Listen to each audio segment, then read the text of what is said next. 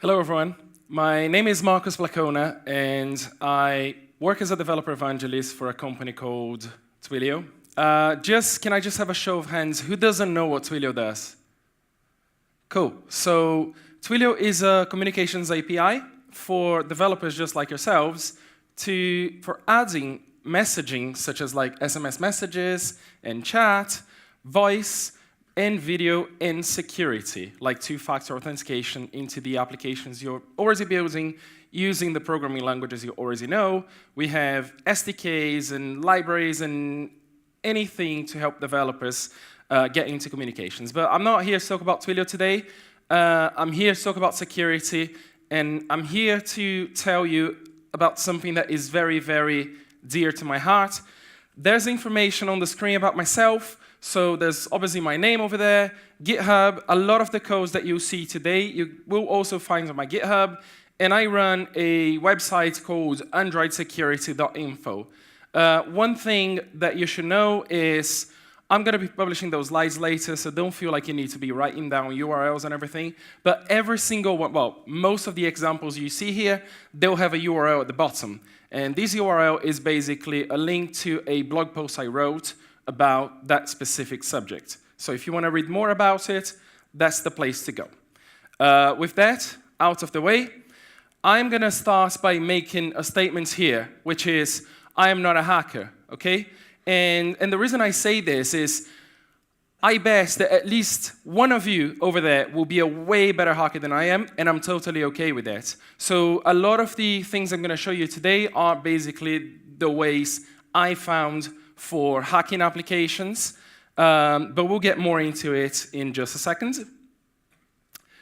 I'm not a hacker, but there's a thing I care about a lot, which is security. So I think about security quite a lot. Whenever I build an application, I will think about security. I will try and hack my own application.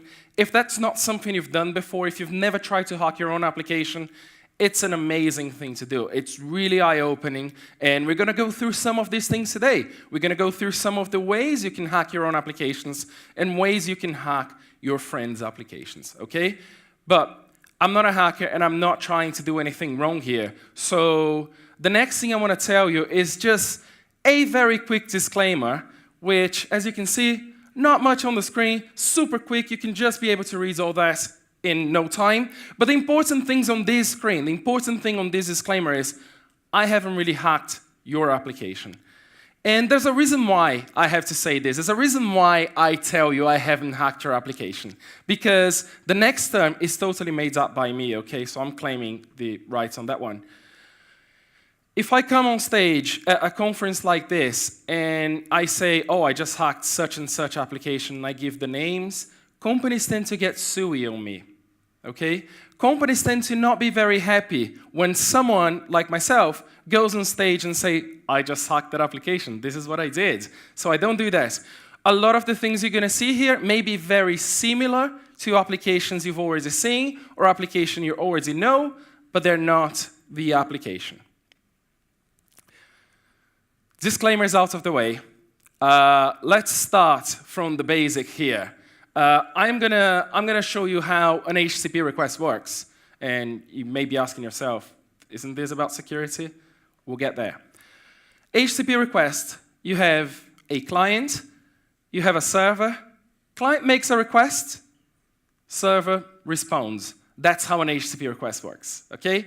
If you were just looking at the beginning of this presentation, you would have seen I was doing something very similar to it.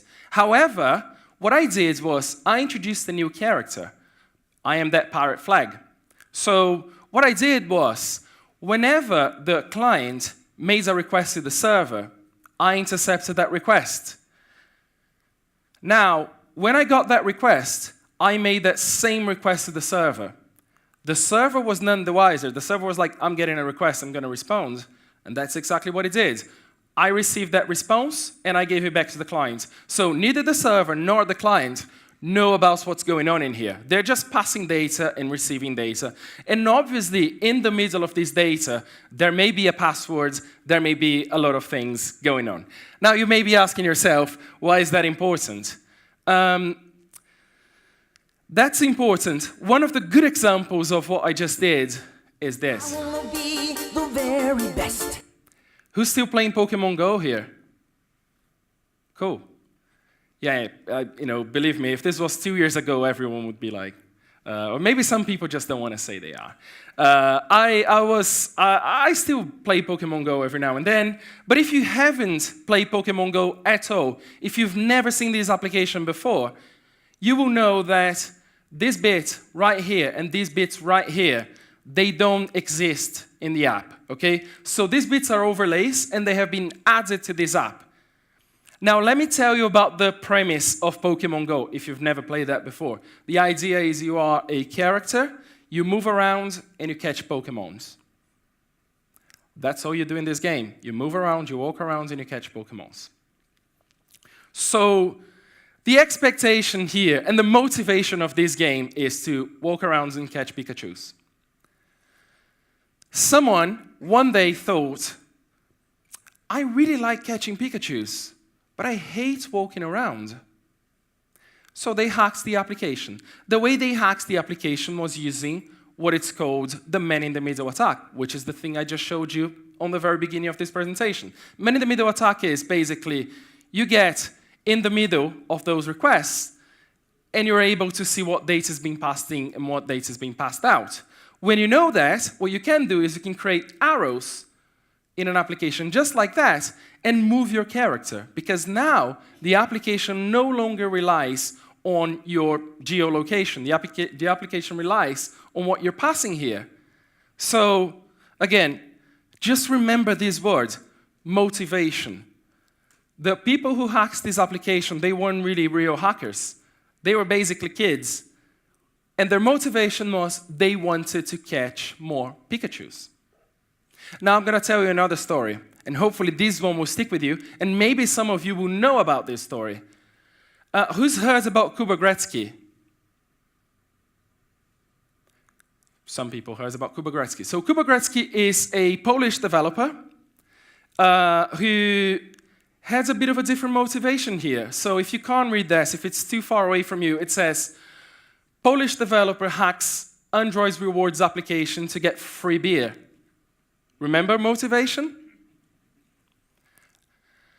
Now, before I start telling Kuba Gretzky's story, I just want to show you something. I just want to point something out because I find it hilarious. Like, I know we're in Poland, and there's bound to be at least one of you from Poland here. So I hope you help me with it. If we zoom in into this picture, and we look at the very bottom, it says, a strangely dressed man drinks beer. Now, if you're a Polish developer, is this how you dress when you hack stuff? Some people are saying yes, and I think it's totally okay. I'm not judging here. Now, let's talk about how Kuba Gretzky actually hacks this application, because I think it's really cool. He hacked this application through loyalty. Kuba Gretzky found out that in the city he lives in, and I looked it up, and I can't say the city's name in Polish, okay? But the city he lives in, which is not Warsaw or Krakow, he found out there was a loyalty application. This loyalty application gave him, for every 5 beers he bought, so imagine Kuba Gretzky walks into a bar. This is almost the beginning of a joke, isn't it? Kuba Gretzky walks into a bar, he asks for beer, he gets a star on the application. For every 5 beers he gets 1 free beer.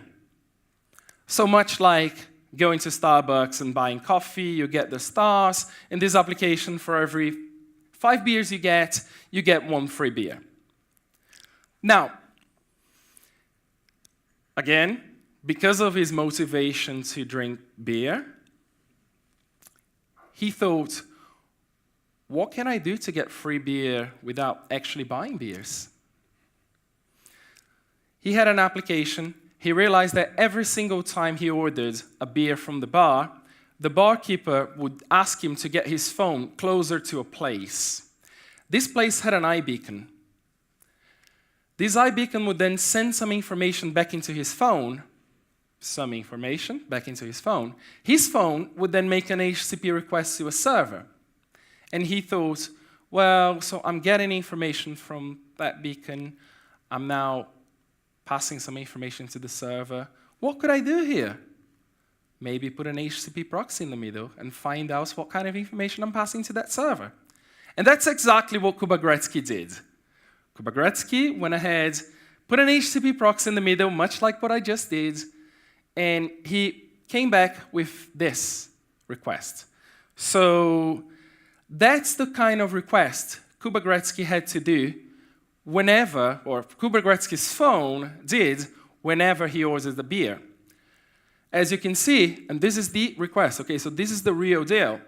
There's an authentication token in there. There's also some information about the beacon. So if Kubernetes wanted to open his own bar and clone this iBeacon, he could do that. There was also information about the products. As it turns out, Kubernetes could order other things rather than just beer. He could get burgers, for example. But the motivation here is beer, so let's stick with beer. So he then realized that when he made a request to that top URL in there, every single time he made a request, he would get 1 free beer. Or 5 requests, he would get 1 free beer. But he could keep on making requests forever here. And that's exactly what Kubernetes did. Kubernetes wrote a blog post about this, and he was careful enough. Kubernetes is a Polish hacker. He's not a bad hacker. He's a good hacker. He wrote a blog post about this, and he explained the whole thing that he did. The interesting thing about this is Kubernetes used to post on his blog every month or so. He posted this in August 2016, and then the next time he posted was only March 2017. So I don't know if he got in trouble, I don't know if anything happened, or if he was just drinking all the beer he got access to. That's a lot of beer. By the way, this is not Kubernetes. If you're walking in right now, not Kubernetes.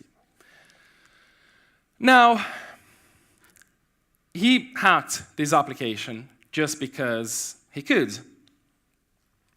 What is it that could have been done to stop this hacking? So what are the things that could have been done so this hacking wasn't as easy as this? Because this was easy, like it took him an afternoon. The first thing I would say is encrypt all the values. You remember, I just showed you all the authentication tokens and everything, and they were just in plain sight, just in plain text, just very easy to read. So they could have encrypted those values. If you're an Android developer, if you're an iOS developer, this works for you as well. Not necessarily with the same codes, but if you're an Android developer, all you need to do to encrypt some values is you can get a library just like this one. You add it into your project, then you will be able to encrypt some values. So you call the library and you pass some values and you can encrypt some values.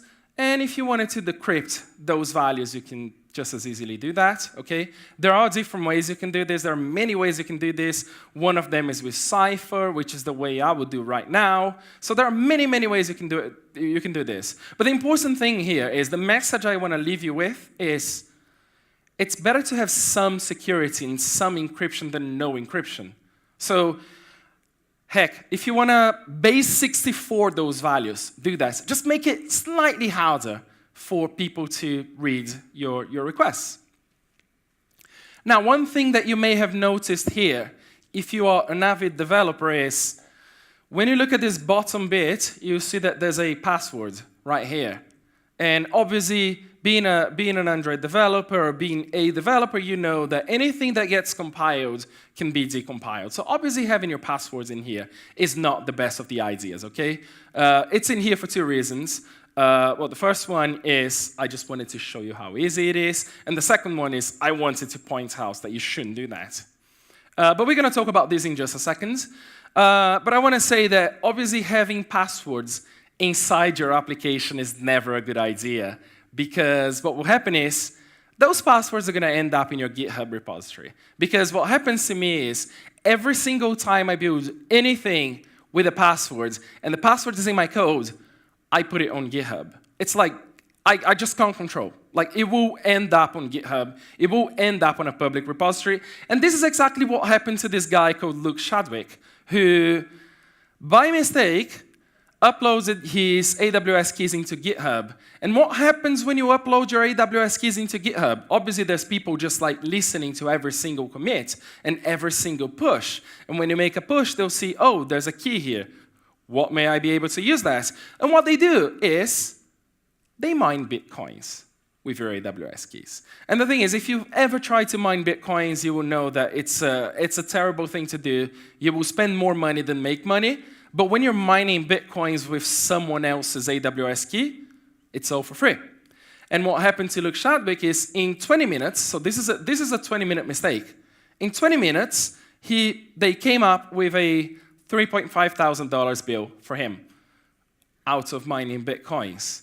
The thing about publishing your keys is if you made that mistake, the onus is on you. Like, this is your fault because you made that mistake. And you will still need to pay Amazon. So I'm saying don't store your keys in your code. Don't have that in your code. Make sure these are protected.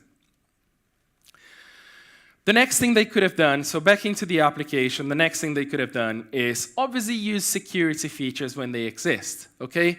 Every single version of Android will come up with new security features. Every bit of hardware will have some security features. Even iBeacons that are terrible, they will have security features. So in this case, they could have used some security features on the iBeacon to make sure that the data passed by the iBeacon was encrypted, okay? Like in this example, the iBeacon wasn't really a big actor in this whole thing, but still, they should have been able to encrypt the iBeacons, which they didn't. So anyone could just go and clone those iBeacons. Certificate pinning. Who's heard about certificate pinning? That's great. Yeah. So certificate pinning is a good example. Like Kuba Gretzky was able to make HTTP requests to this API because there was obviously no certificate pinning. And the idea of certificate pinning is very simple, okay? What you do is you pin your application to your public keys. So this is not I know it's called certificate pinning, but you're not pinning to the certificate itself. You're pinning to the public keys. And the idea with pinning with the public keys is now your application can talk to your API, and your API knows that it can talk back to your application. If there's a new actor in the middle, your backend application will go, no, no, no, I'm not going to do that for you. Now, certificate pinning, this is one example of doing certificate pinning using OKHCP, which is a library that I believe a lot of you will know. Certificate pinning works the following way. You have a domain, then you create your certificate pinning. That's your public key. So this is just an example of a public key. And you just create a pin. You just pin that certificate. Very simple, very effective. And the idea here is, yes, people can break through this, people can go through it, but the idea is you need to keep on adding layers of security. There's no one silver bullet. It's about layers and layers of security. Now, the next thing I want to talk about is do not trust the device. Because the thing about having devices, the thing about having phones, and users having phones is it's their phones, it's their devices, and they can do whatever they want to do with it. It's the big difference between someone using your website.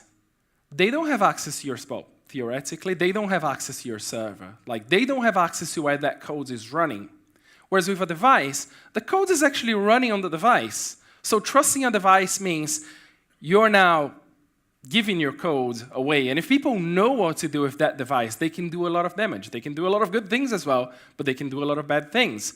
One example of do not trust a device is eventually someone will decompile your application.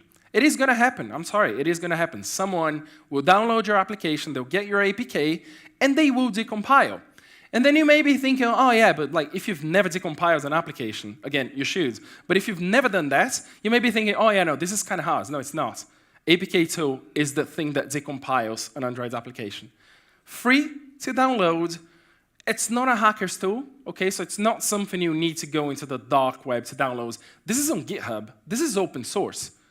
So you can download. And decompiling an application, how long does that take? Not much. So this is me decompiling an application. So APK2, D, and my APK. And that decompiles my application. So that gives me access to things inside this application. And what I'm looking for now is, now that I have access to the things that are inside this application, I'm looking for keys like oath, token, username, password, and sure enough, I found them. Again, another reason why you shouldn't have any of those keys inside your application, okay? Because people will decompile. And then you may be asking yourself, yeah, okay, I'm an Android developer and I know that protecting keys is kind of hard. And I will agree with you that protecting keys is kind of hard because you will need those magic strings somewhere. You will need to have those keys somewhere, okay? Like if you're using APIs, for example, if you have your own API, you will need to have those things somewhere. Few of the ways you can do that, and I have a few options here, and I'll talk about each one of them. Encrypt. If you need to have them, and there's like you have a very strong reason why those should be inside your code, make sure you encrypt it. That way they get decrypted on the other side. You could get them from a server as well. So you could actually make a request to a server that you own, and you could get those keys from them. And those could be like a one-time only key, and then you get another handshake, and you get a new key. So you could do something like this, so getting from a server. Now, one way I've seen done that I thought it was kind of clever, and I know someone mentioned this yesterday during one of the talks, is storing those keys in the NDK. Because what happens is, when you compile a Java file, when you compile a Java class, decompiling that is very easy. You're going to end up with pure code. Now, when you store that in the NDK, that's another story. Because what you end up when you decompile something that is stored in the NDK, so this is something that has been written in C, what you end up is a bunch of nothing. You end up with a bunch of garbage, okay? So unless you're really good at hex editing, and I'm not saying people aren't good at hex editing, but again, this is about stopping, this is about creating layers, okay? So unless you're really good at hex editing, you're going to end up with something that means nothing when you decompile that. Now, how do you store? Again, there's a URL here, so if you want to read more. Storing stuff in the NDK, code is very simple. I'm sorry, I know it's a bit small, but this is C code, so it's going to be long. You start by just creating a string in C, and you can have the thing that you want to store. So that's my code, and then you can read this from within your application. Okay, so you just have a module. You create an SDK module, and you just have that in your code, and that's it. Okay. If anyone goes and decompiles, they'll end up with a bunch of nothing. It will be really hard for them to actually work out what it is they're getting from this native function. Another very good option here, which a lot of people use right now, is just using the key store. This comes for free, okay? Like if you're an Android developer, the key store exists for free.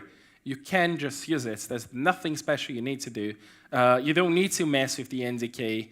And storing in the key store is slightly more complicated, but then it's the kind of thing that you do once. Okay, like you can have a utility function for this or something, but it's the kind of thing that you do once, and it's totally worth doing. So you have a key generator, then you initialize that key generator, you pass some stuff into the key generator. So these are the encryption properties and everything, and then you encrypt a given text using a cipher here. You encrypt a given text. So this is a good way of doing it, and it's one way I like to do because it's the Android way. Like, I'm never going to find, if I'm working on a project, I'm never going to find a developer who's going to look at my codes and say, oh, I don't know C. This is the Android way to do it, so that's a good way to do. There are some caveats about doing it this way as well. So some versions of Android are slightly forgetful, and there's been cases where the key store got reset. So if you're using like Touch ID, for example, and you change your Touch ID, what will happen is this key would reset, which basically means now you lost all the keys that are inside your application. So the ways I recommend using the key store is, if you have an API access, for example, very cool.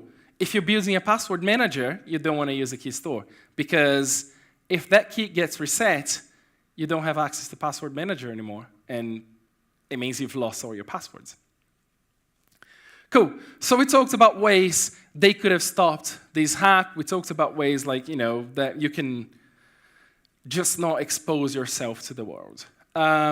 What are things you can do proactively? Because we talked about like mitigating an attack, but what are things you can do proactively? What are things that you can do as a developer when you start building something? There are a few things that, there are a few ways I've seen people doing this. The first one is tampering detection. So tampering detection is basically, if I'm gonna simplify this, it's a way for you to know when someone is changing your code. So if someone made a change to an application that you built and they're now trying to publish it, it's a way for you to know that. And tampering detection works in there's a few different things you can do with tampering detection. One of them, so I'm doing quite a few things in here. I'm checking for the vendor, so I'm checking where this application has been published. Because if I'm an Android developer and I only publish to the Play Store, for example, my application has no reason to be on the Amazon store, or my application has no reason to be on whatever other store that is in the Play Store. So what's been happening quite a lot in the past is people will download applications, they'll make changes to it, and when they make changes to it, they publish it to different stores. Reasons why they do that, we'll talk about them in a second. The other thing I'm doing here is I was checking for two things, okay? So I was checking if people have renamed my app, and I was checking if people have relocated my app. So if anyone downloads my application, change the name and publish it as their application, I can now tell my users. Because the important thing here is, like, this is not about price, okay? This is not about, oh, no, I don't want anyone using my application. I don't want anyone claiming this. The thing I'm trying to do here is I'm trying to protect my users, okay? Vibe gave a great talk yesterday about the user needs and everything, and this is like, I am trying to make sure my users are protected. I want to make sure that someone who downloads my app, they're downloading it from me, and not from someone else who may have changed the application.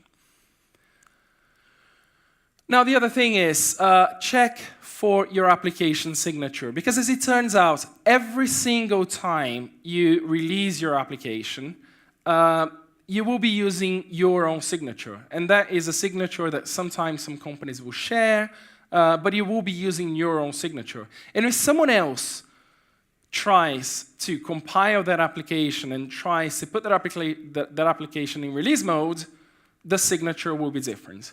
So ways for you to check your signature. This is one of the ways you can check the signature. So you have your signature at the top. Again, this is in plain text. It shouldn't be in plain text, but you know why I'm doing this. So you have your signature at the top, and you check that. So if anyone tries to compile your application and the signatures don't match, you can stop that. Because the reality is, it's only a matter of time. If you have any kind of applications, it's only a matter of time until someone copies your application, okay? And you may be thinking, no, I only have this game, like I have some ads on it and I make some money and no one's gonna do it. So what I did was I went to Google and I did a search for my application was copied. And that's the kind of results I got. So it's 4.5 million results of people talking about their applications being copied. So that's quite a lot. That's quite a few developers talking about the facts that their applications were copied. The reasons people copy applications is, especially when you have ads, is they will change the key to the ads and they'll put their keys. So now they're serving the same application but with their keys, so they make the money out of the ads, okay? And obviously when they do this, they don't do it to your application, like your one application. They do it to thousands of applications. Like this is an automated process. They just go download a bunch of APKs and they make changes to those APKs and they start making money out of this. Obviously, if they don't change the name of the application is still in your name. People can go and give bad feedback and everything. It will be under that application, but still, it's the application that you may be working with. The next thing is check for rooted devices. And this one I say, and you should take that with a pinch of salt, okay? Because, again, I'm pretty sure at least one of you here will have a rooted device. And while it might be for bad reasons, you may have a rooted device for good reasons as well, okay? I had times when I had rooted devices, and I was pretty upset when I couldn't log in into my bank, for example. So checking for rooted devices. Now, this one really depends on what your application is about. I'd say if your application is a banking application, you should probably stop people from being able to access your application when the device is rooted. Because the idea with rooted applications is, rooted devices is Most of the stuff I talked about here just goes down the drain when a device is rooted. Like, you lose control, okay? How do you check for rooted devices? Very easy. You try and execute something. You try and execute something, because this is a Linux environment, okay? So you try and execute something as a super user, and if you can execute something as a super user, there you go, this is a rooted device. Because the idea with rooted devices is you're running as a super user. That's one way of checking it, and again, hackers get clever and clever about how to hide the fact that a device is rooted. So this is one way of checking. I'm sure there's like many ways to go around this, but this is one way you can check. And at the end of it, we'll talk about what I consider to be a more surefire way of checking for rooted devices. But this is the naive implementation of checking for rooted devices. Check for emulator. I have been building applications for many, many years, and there's never been a time where I said, oh, I have my application in release mode, and I really want to run it in emulator. Doesn't happen. You run it on your phone because it's in release mode. You build in the emulator. You don't run your release mode application in the emulator. But what happens is, a lot of the hackers, they will try to run your APK in the emulator, because that's the easy way to do. Like, you now have access to the whole computer and everything, so you can actually dig into requests and everything. You can add proxies. So you're going to want to do it. You're going to want to do this in the emulator. Now, how do you check for applications running in the emulator? Very easy. There's quite a few, as you can see. But I'm checking for the most common ones. Like, you've got emulator, you've got Android SDK, and Genymotion, and generic. So there's a bunch of things you can do here, and a bunch of emulators you can check. These are not all of them, but these are the most common emulators. Okay, if someone goes and downloads the Android SDK, they'll end up with one of these, if they use Genymotion, and etc. So check for emulator. And if the person is running the application in the emulator, you can just go like, no. Like, don't do this.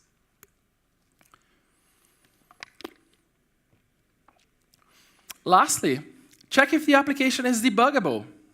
And this is an interesting one, because we've just been talking about applications in release mode. The thing is, like, when you put an APK out, that APK is in release mode. Okay, so when you give it out to people, that's in release mode. It's not debuggable. So why am I talking about checking if the application is in debug mode?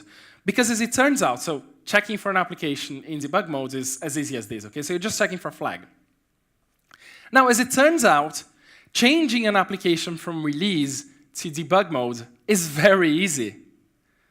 So easy that you change one flag from false to true, and now your application is debuggable.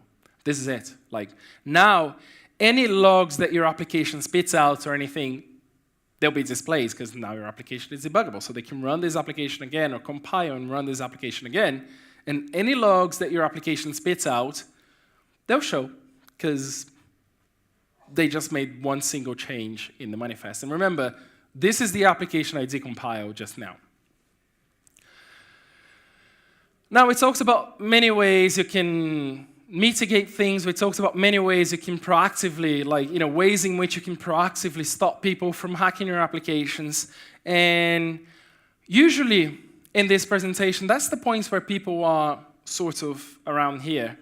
Because what are you going to do if you haven't done any of those things? Are you going to go back to your boss and say, hey, we need to start again? Like, let's just throw everything away and let's just start again? Are you going to quit your job and find another job and just not live with the shame? Like, what are you going to do if you haven't done any of those things? So, few things that you can look at. Protecting your applications, there are tools such as ProGuard and DexGuard that help you protect your applications. Again, I just want to make sure you get this. I don't work for this company, okay? I don't work for ProGuard or DexGuard. They're the same thing. But these are my recommendations. ProGuard and DexGuard, as you can see, they're the same company. They're the same logo, just upside down. ProGuard, if you use Android Studio, if you don't use Android Studio, you should, but that's another conversation. But if you use Android Studio, you will know that a lot of the new projects that you start, as in a few years back, but a lot of the new projects that you started from Android Studio will come with ProGuard, okay? And ProGauss does a few things for you for free. So it's installed by default, as in if you use Android Studio, you get ProGauss with it. It does name obfuscation, it does some code optimization, and it does tree shaking, like removal of redundant code. So if you have all those methods that you don't use, when you compile your application into release mode, ProGauss will just get rid of it. Like those methods, they're not used, and that's cool, but sometimes ProGauss can remove things that it shouldn't remove, and I know some of you will have gone through this. ProGauss is like, it's great, but it's also kind of terrible sometimes. There are ways you can configure this. There are ways you can say, hey, don't delete methods in this package. So it's not all that terrible. And then you have DexGuards. And DexGuards, and I'm going to have to read this for you because it's a lot. So DexGuard does a few things. It does like class encryption for you, call hiding, it does string encryption, certificate check, so it does certificate pinning for you for free. Well, it does it for you. There's debug detection, emulator detection, root detection, tamper detection, but the difference is that one is free, this one costs money. This one, so DexGuards has a bit of a weird licensing model because you pay by the number of users you have, so it's not like a monthly or a yearly license. If you have 1,000 users in your application, you pay some money. If you have 1 million users, you're going to pay more. So that can vary. But the good thing about it is, as a developer, you want to focus on your code. So if you have something that actually takes care of it for you, or even ProGauss, you have something that takes care of some of it for you, it's actually quite nice because you don't need to be worrying about it. And the thing about ProGauss and DexGuards is, remember when I said hackers get clever and clever about how to hack an application? These people, they're keeping on top of it. Different things you can look at. Safety Net API by Google. So this is a free thing. Like, this is a free API. And this API does two things for you. It checks if the device is compatible, because most Android devices, you expect them, especially in the West, you expect mobiles to be compatible with the Google Play Store. And I say this because when it comes to like China, for example, they won't necessarily have a Play Store going on, but most devices, you expect them to be compatible with the Play Store. And at this point, you can make a decision. This also tells you if a device is rooted. So it's kind of cool because you don't need to do those checks. It does it for you, and you make a decision. So this is not like a, oh no, this is incompatible. I'm going to close the app and burn the phone. This is I'm going to tell you what it is, and you make a decision. So I like the idea of this very much. The other thing is implement network security configuration. Again, that's another API by Google that is free. Network security configuration does a few things for you. Certificate pinning, which is the thing we talked about in OKHCP, it does it for you if you configure it well. It does debug overrides. If someone changes your application into debug mode, this thing just goes and reverts it.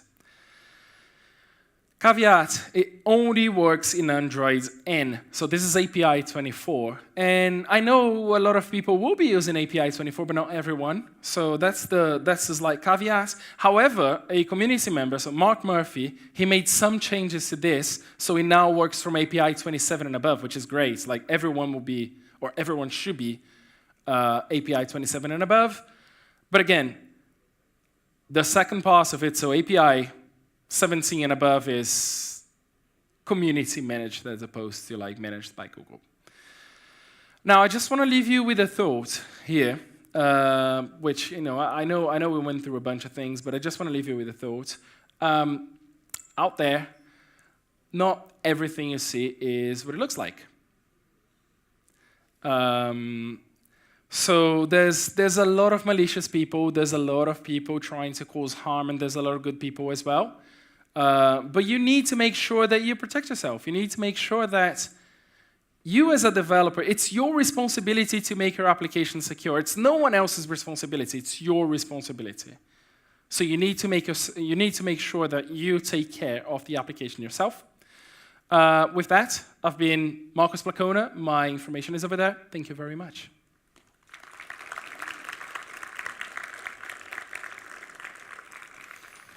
Now, I have been told by the conference that I have some gadgets I can give away. So these are not from me. These are from the conference, but I have some gadgets that I can give away. So we have 3 minutes for questions. So if you have, I see some hands. So ask me questions, and we'll see what happens with the gadgets. I may keep them to myself as well, just so you know.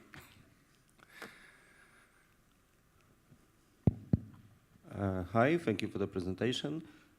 Just one thing, if I implement the checks for emulator, root, etc., the ones that are embedded in the app, what's stopping the hacker from using APK tool, removing this part of code completely and compiling it again? Absolutely nothing. I think when it's with DexGuard, it's more difficult because I believe that DexGuard is protected by APK tool. I mean, it protects itself against, you cannot decompile it with APK tool. Yeah.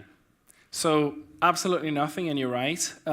Yes, DexGuard is sort of the best solution in there because DexGuard also turns your code into a mess. As in, like, if you decompile code, if you decompile any DexGuarded code, it doesn't look like the code that you wrote. So making changes to it would be much harder. There's absolutely nothing stopping people from just going and removing those bits. But like I said, with security, what you're trying to do is you're trying to add ways for people to give up on your code. Okay, so this is, you're trying to add ways for people to look at it and go, oh, I don't know what to do now. So you're trying to stop people from being able to remove things from your codes and everything. But you're absolutely right, and that's a good question. I think you should get a prize.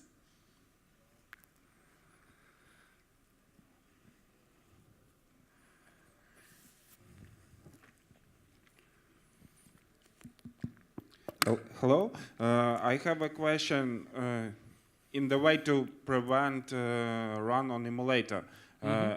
If you will use NDK and you will not mention that your application can be run on x86, this will prevent run on emulators and some devices as well. And one more about rooted devices. Unfortunately, rooted devices will give you possibility to take APK file. It's the most big problem of this. Yeah. So when your application goes to this device, it's already could be hacked. Especially with tools like Exposed, for example. So Exposed, if you've not seen Exposed before, it's a framework for, I'm not going to say it's a framework for hacking, but a lot of people use Exposed for hacking. And what they do is there's a technique in Exposed called hooking. And hooking is when you know what method a certain thing is going to call, you add a hook to that method. And whenever that method gets called, you get all the parameters. So you're totally right. With a rooted device, and it's what I said, with a rooted device, everything we talked about here kind of goes down the drain. DexGuards will protect you somehow with a rooted device, but not really as much as you would expect. And one more possible way to protect your API, not even application, is to send some full request to the server before communication. This will allow you to check if someone interrupts your messages before you send something serious. Yeah, that's a good way. I always say that having a secure backend, like having a secure API, is not just a matter of having an SSL certificate that you got for free from Let's Encrypt. There's some work that you need to do, and one of the things is just check the requests and check where they're coming from, and do mock requests and just see what happens, see how that environment behaves. And it should be random or modified somehow that you cannot put your response for this. It should be processed on the server and send it back. Yeah, that's a great point. Yeah. So we don't have any more time for questions. So that person over there gets the last prize. We don't have any more prizes either. But I'll be outside. I'll be here until the end. So if you want to ask me questions, if you want to talk to me, I'll be around. So just find me. Thank you very much again for coming, and thank you for the questions.